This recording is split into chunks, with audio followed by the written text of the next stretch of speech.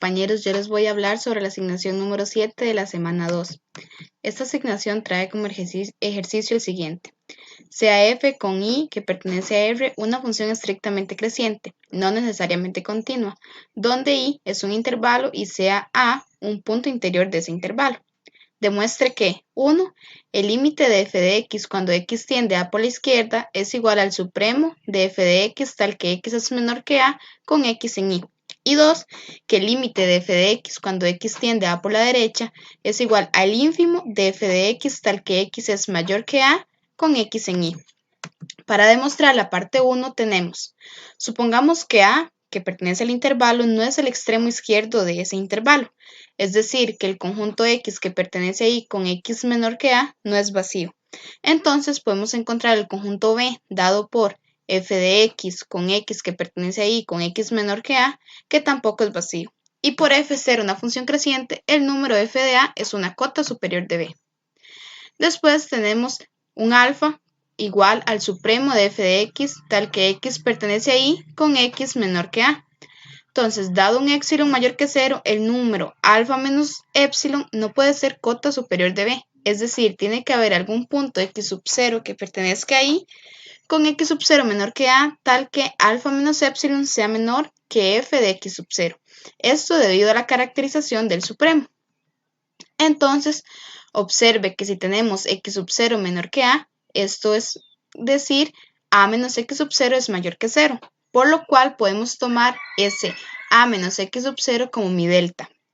Ahora, de a menos delta menor que x menor que a, esto es, cambiando el valor de delta, a menos a más x sub 0 menor que x menor que a, que es igual a decir x sub 0 menor que x menor que a. Y como la función f es creciente, tenemos entonces que la imagen de x sub 0 es menor que la imagen de x menor que alfa, porque alfa recordemos que era el supremo. Y de la parte anterior teníamos que alfa menos épsilon era menor que la imagen de x sub 0. Por lo que tenemos entonces que alfa menos épsilon va a ser menor que f de x sub 0 menor o igual que f de x menor o igual que alfa, y este va a ser menor que alfa más épsilon. Por lo cual podemos afirmar ahí que alfa menos épsilon es menor que f de x menor que alfa más épsilon. Es decir, menos épsilon es menor que f de x menos alfa menor que épsilon, lo que nos da el valor absoluto de f de x menos alfa es menor que épsilon. Con lo cual llegamos a lo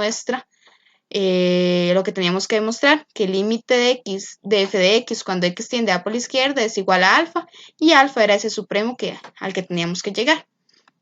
Ahora, la parte 2 es muy similar a la parte 1. Voy a dar una explicación por encima. Entonces, igual empezamos. Supongamos que a que pertenece a i no es el extremo derecho de i, es decir, que el conjunto x que pertenece a i con x mayor que a no es vacío. Entonces, el conjunto f dado por los f de x tal que x pertenece a i con x mayor que a tampoco es vacío, y por ser f creciente, la imagen de a es una cota inferior de f. Ahora, dado beta igual el ínfimo de f de x tal que x que pertenece a i con x mayor que a, dado épsilon mayor que 0, el número beta más épsilon no puede ser una cota inferior de f. Es decir, que tiene que haber algún punto x sub 0 que pertenezca a i con x sub 0 mayor que a, tal que beta más épsilon sea mayor que la imagen de x sub 0. Esto por la caracterización del ínfimo. Entonces volvemos, que tenemos x sub 0 mayor que a, es decir, x sub 0 menos a es mayor que 0, por lo cual podemos tomar delta igual x sub 0 menos a. Ahora, tenemos entonces que a es menor que x menor que a más delta.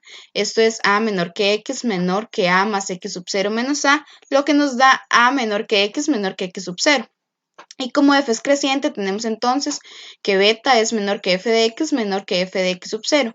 Y de la parte anterior teníamos que beta más épsilon es mayor que f de x sub 0. Por lo que entonces tenemos que beta menos épsilon es menor que beta menor o igual que f de x menor o igual que f de x sub 0 y menor que beta más épsilon.